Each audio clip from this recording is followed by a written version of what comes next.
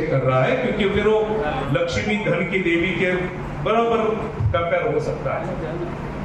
और फिर मैंने सर्वे किया, उसका संशोधन किया कि ये शिल्प बौद्ध गुफा में क्या कर रहे हैं। मित्रों, बौद्ध गुफा में दो तरह के शिल्प हैं।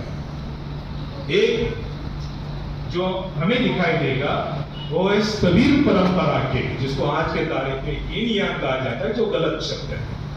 एक है महायान तरह के, जो हमें थेरवाद परंपरा के शिल्प है, उसमें भगवान बुद्ध को हम पुरुष काया में नहीं दिखाई देंगे। भगवान बुद्ध को प्रतीकात्मक दिखाया गया है, जैसे धम्मचक्र या स्तूप, या फिर जिसको हम कहते हैं कि सिंहासन, जो खाली सिंहासन पड़ा हुआ है वो दिखाई दिया जाता है, या फिर उनके पदचिन्ह। ओके। और महायान परंपरा की जो शिल्प है उसमें सबसे पहले हमें बुद्ध के रूप दिखाई देते हैं, जो मनुष्य रूप में बैठे हैं। आजकल सबके घरों में और जहां पर भी हम भगवान बुद्ध के जो शिल्प देखते हैं, चाहे वो ध्यान मुद्रा में हो या आर्य अष्टांगिक मुद्रा में हो या अभय मुद्रा में हो, ये सारे शिल्प महायान परंपरा।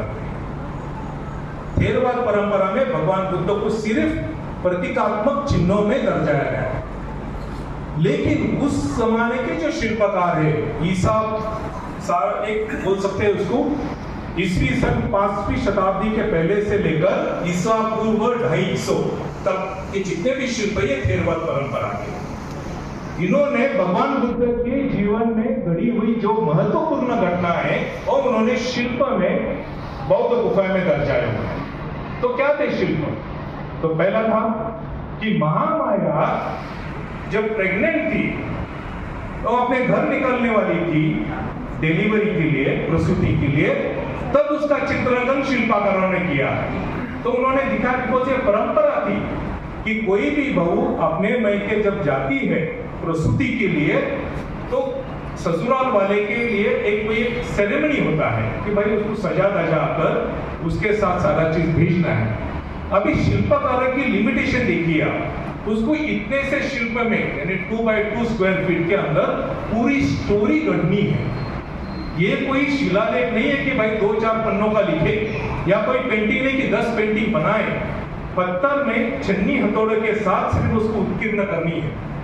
तो उसने उसी शिल्प के अंदर बहुत सारा कंटेंट डाल दिया हुआ है। तो महामाया एक बहुत ही अमीर,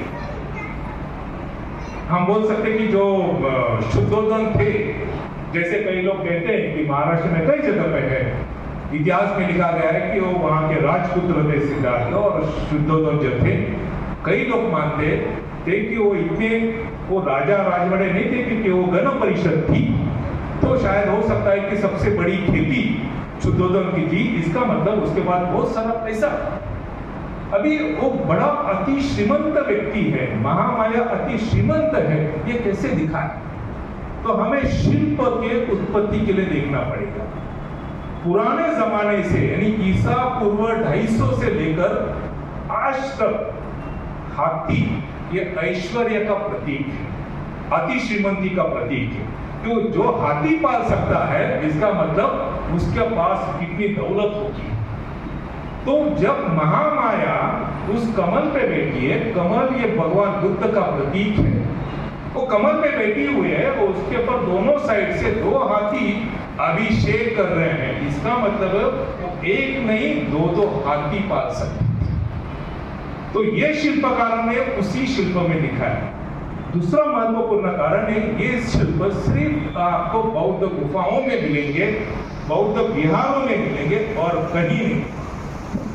आज जिनको हम जो बड़े बड़े मंदिरें बनी हुई है, उनकी शिल्पाकृति आप देखिए, भले आप जगन्नाथ मंदिर का देखिए या तिरुपति का देखिए या महाराष्ट्र के कोल्हापुर का देखिए, कहीं पर भी देखिएगा आपको ये सारे शिल्प नजर आएंगे। इसका मतलब सीधा सीधा प्रमाण है कि एक जमाने में ये सारे जो मंदिर थे, एक जमाने में बुद्धिस्ट विहार। और मैं ये सीधा बिंदास कहता हूँ, उसके लिए प्रमाण, हम कोई झूठ बात नहीं कर रहे हैं, हम कोई थोपड़ापन नहीं कर रहे हैं, हम किसी के ऊपर हमारी सभ्यता हमारी संस्कृति नहीं थोप रहे, हम सिर्फ प्रमाण दे रहे हैं। इतिहास सिर्फ प्रमाणों पे चलता है मित्रों। अगर प्रमाण है तो इतिहास है। अगर प्रमाण नहीं है तो वो झूठ है सीधी तरह से। और इसीलिए जब हमने ये सारा चीज देखा तो सारे चीज मैंने पेपर में प्रेजेंट की, और आज के तारीख तक जो चैलेंज मैंने ब्राह्मी स्क्रिप्ट के अगेंस्ट दी थी, आज तक उसका जवाब किसी भी ना लिपि तज्ञ ने दिया, ना इतिहासकार ने दिया, ना पुरातत्व शास्त्र ने दिया। ये इस बात का द्योतक है कि हमारी बौद्ध सभ्यता जो शब्द, जो शिल्प और जो भी सारा चीज हमने सामने लेके आए लोगों के सामने, वो बिल्कुल प्रमाण के साथ लाए, उसने कहीं भी कोई झूठापन नहीं है। और इसीलिए आज इस मंच को सामने रखते हुए, इस कार्यक्रम को साक्षी रखते हुए, मैं आप सभी लोगों को आह्वान करता हूं, अपील करता हूं कि बौद्ध सभ्यता के बारे में आप पढ़ना शुरू कीजिए। बौद्ध सभ्यता इतनी श्रेष्ठ है, अगर बौद्ध सभ्यता भारतीय संस्कृति से अगर निकाल दिए जाए तो भारत ये शून्य हो, क्योंकि बौद्ध संस्कृति ने इस देश की परंपरा, इस देश की सभ्यता को हमने सही मायने में अच्छी ढंग से डाला है। यहां पर कुछ भी नहीं था, कविता हमने बनाई, सबसे पहला नाटक ये बौद्ध आचार्य ने लिखा है, सबसे पहली किताब, आपको बहुत बार कहा जाता है कि रामायण महाभारत इस देश के सबसे प्राचीन किताब है या ग्रंथ है। अगर आप इतिहास प्रमाण देखोगे तो इस देश के सबसे प्राचीन लिखित किताब ये पाली त्रिपिटक है, जो ईसा पूर्व 78 में राजा उत्तगामिनी के काल में ये सबसे पहले लिखी गई थी, जो श्रीलंका का राजा था।